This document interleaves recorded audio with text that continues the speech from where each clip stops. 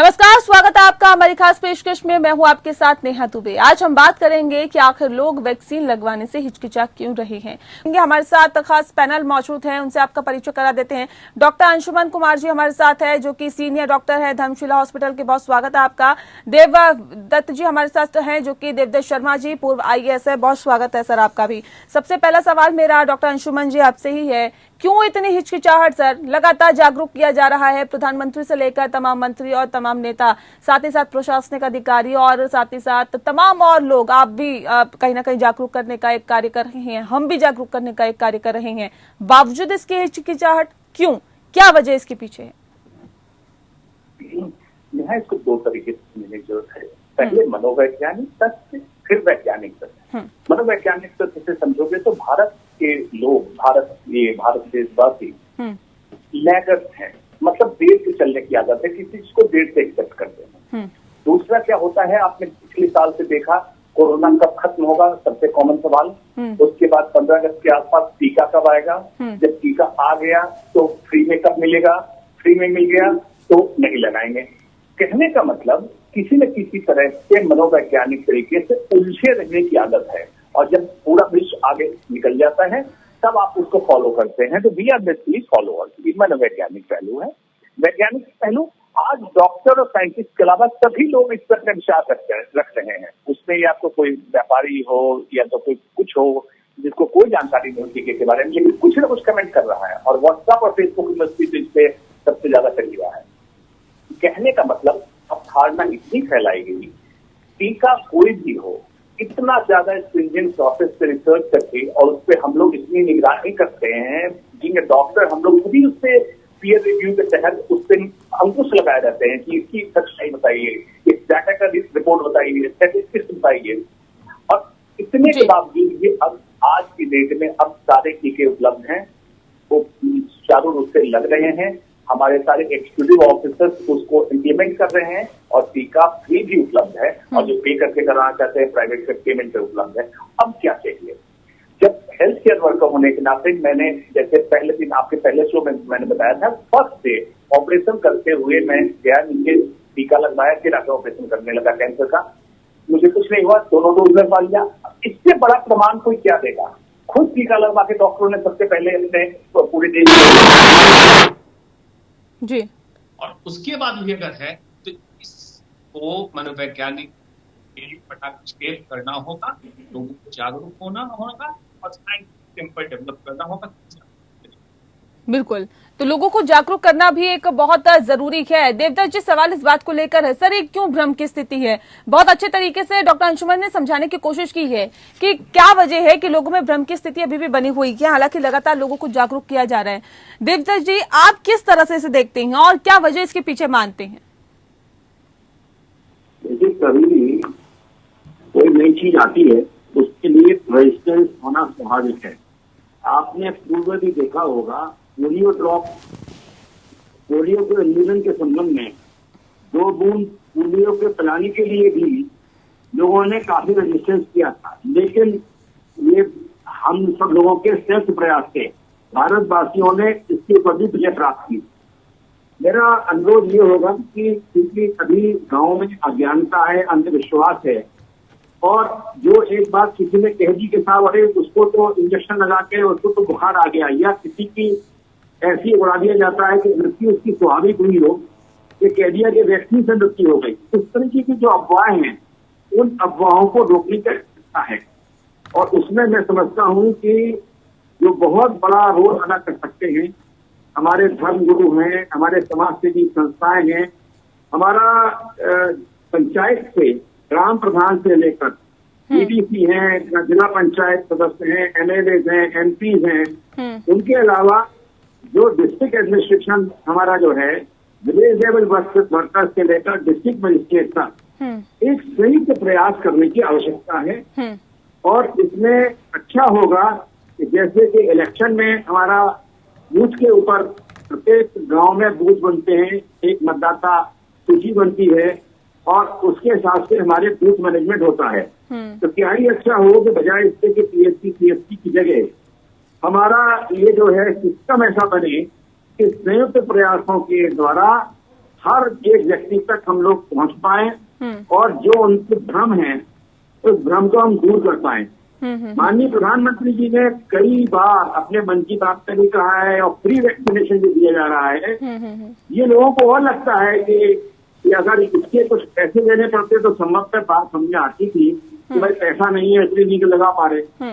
लेकिन जब vaccination government of India की तरफ से फ्री हो गया है तो कोई कारण नहीं है कि हमारी पहुंच 100% उन लोगों के पास ना हो जाए जो 18+ है। और अब तो बच्चों के लिए भी टीकाकरण की बात की जा रही है। तो मेरा यही कहना होगा कि इसमें केवल कन्विंस करने की जरूरत है, सारे धर्मगुरु बिल्कुल कन्विंस करने की जरूरत है। देवदत्त जी बने रहिए हमारे साथ। डॉक्टर अंशुमान, मैं आपसे जानना चाहूंगी, समझना चाहूंगी कि क्योंकि लोगों में एक ये भी है कहीं ना कहीं लोगों की सोच कि अगर अभी टीकाकरण उनका हो जाता है, वो टीका लगवा लेते हैं, तो आने वाले वक्त में हो सकता है कि किसी तरह का रिएक्शन उनकी बॉडी में हो उस टीकाकरण को लेने के बाद या टीका को लगवाने के बाद। क्या इस तरह की भी कोई संभावना है क्या? बिल्कुल नेहा, पहले तो मैं सवाल करता हूँ। संभावना बिल्कुल नहीं है। अभी तक इतने करोड़ लोगों को टीका लग चुका है और ये साइड इफेक्ट जो देखे गए हैं टीका से डायरेक्टली किसी की मौत या कोई मेजर साइड इफेक्ट की संभावना नहीं है। जहां तक बात है जो लोग डरे हुए हैं इसके कारण कोई साइड इफेक्ट, पोलियो वैक्सीनेशन के बारे में आपको पता होगा, उसमें भी यही अफवाह फैलाई गई थी कि नपुंसकता हो जाएगी पोलियो वैक्सीनेशन के बाद। कितने लोग नपुंसक हुए? नहीं हुए और पोलियो उन्मूलन भारत से हुआ। सिमिलरली कोरोना वायरस के लिए पूरा विश्व को अगर टीकाकरण नहीं करेंगे तो हमारा रिस्क बना रहेगा। अगर हिंदुस्तान में भी आप सोचते हैं कि कोई दर्जा, कोई तबका या कोई गांव छोड़ के आप पूरे हिंदुस्तान को कोरोना सुरक्षित करना चाहते हैं तो नहीं होगा जब तक कि आप एक्सपेक्टेड कम्युनिटी को 95 जो हम लोग का है 95 करोड़ से लेके 100 करोड़ तक के लोगों को टीका लगाना ताकि हर्ड इम्यूनिटी कर लें और चेन ऑफ ट्रांसमिशन तोड़ दें। अगर नहीं अचीव करते हैं तो बाकी का टीकाकरण भी नाकारगर साबित हो जाएगा। इसलिए कई लोग कहते हैं कि हमारा तो अधिकार है, जिसको राइट टू लाइफ के में डालते हैं कि हम टीका नहीं लगाने का निर्णय मैं खुद ले सकता हूं।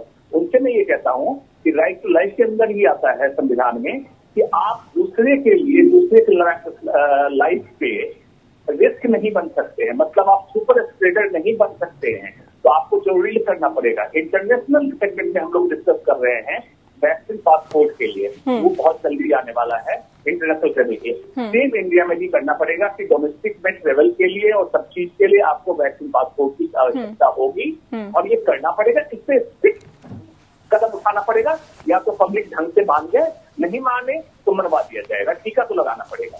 जी ठीक है। डॉक्टर अंशुमान, ये भी हमें समझाने की कोशिश करें क्योंकि लोगों के मन में ये भी कहीं ना कहीं भ्रम है कि जो नए नए वेरिएंट आ रहे हैं उस पर ये कोरोना की जो वैक्सीन है ये कारगर नहीं है, इस वजह से भी कुछ लोग टीका लगवाने से हिचकिचा रहे हैं। क्या वजह है और क्या सच्चाई है इसके पीछे? बिल्कुल ठीक बात है नेहा। अभी तक जो वेरिएंट उपलब्ध है उसमें भी 100% इफेक्टिव नहीं है टीका।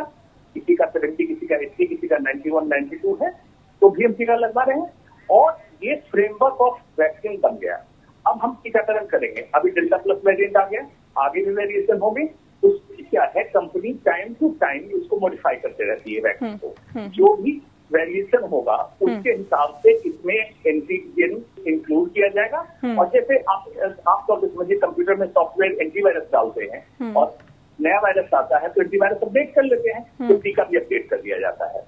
तो जिनको ये शक है कि नया वेरिएंट पे काम कारगर नहीं होगा उनको बता दिया जाएगा नया वेरिएंट कॉमन होने से पहले ही टीका को अपडेट कर दिया जाएगा। अभी तक उपलब्ध टीका का प्रेजेंट वेरिएंट के खिलाफ कारगर है, इसलिए आप डरिए मत, टीका लगवाइए, अपने को सुरक्षित कीजिए। कम से कम उससे इतनी सुरक्षा तो ज्यादा होगी कि आप टीका लगवाए ना तब तो 100% देखते हैं और टीका लगवाएंगे चाहे अगर मैं कह रहा हूँ 30% प्रोटेक्शन होता है कम से कम, तो 30% तो बचे हुए हैं।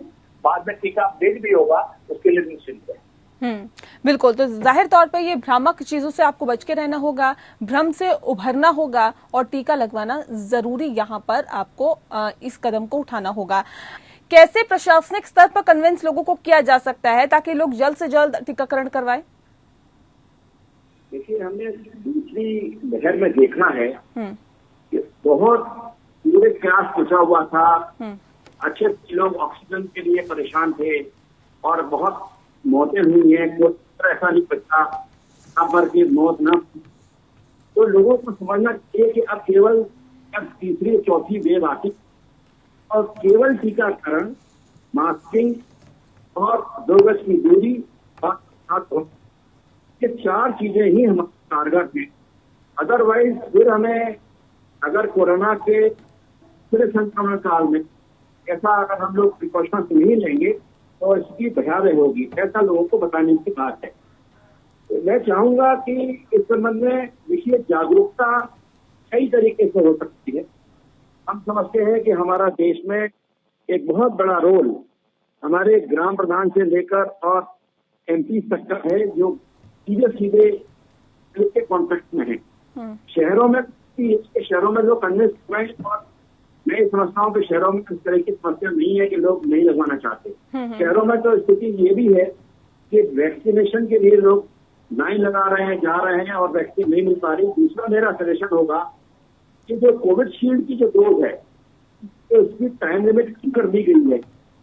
पहले टाइम लिमिट कम थी तो उसको भी साइंटिस्ट हमारे जो हैं वो मैं इसका आकलन कर रहे हैं कि अच्छा होगा कि पहले हमारे 6 हफ्ते से 8 हफ्ते तक का था तो उसको वही रिवाइज किया जाए और दी अवेलेबिलिटी ऑफ दी जी। दूसरा मैं चाहूंगा कि इस संबंध में हमारे जो धर्मगुरु हैं उनका एक बहुत बड़ा रोल है। मस्जिद से, मंदिरों से, चर्चों से भी मतलब इसको किया जाए और एक इनिशिएटिव ऐसा किया जाए कि जो ग्राम प्रधान सबसे पहले 100% टीकाकरण कराएगा तो ऐसी व्यवस्था की जानी चाहिए उनको उस ग्राम प्रधान को और उस गांव को कुछ स्पेशल फैसिलिटीज दी जाए ताकि लोगों के अंदर एक कंपटीशन की भावना रहे कि हमें इस काम को आगे आके एक एग्जाम्पल प्रस्तुत करना है जी। तो यदि इस तरह का कुछ काम लोग हम करेंगे तो मैं समझता हूँ कि लोगों के अंदर अच्छी एक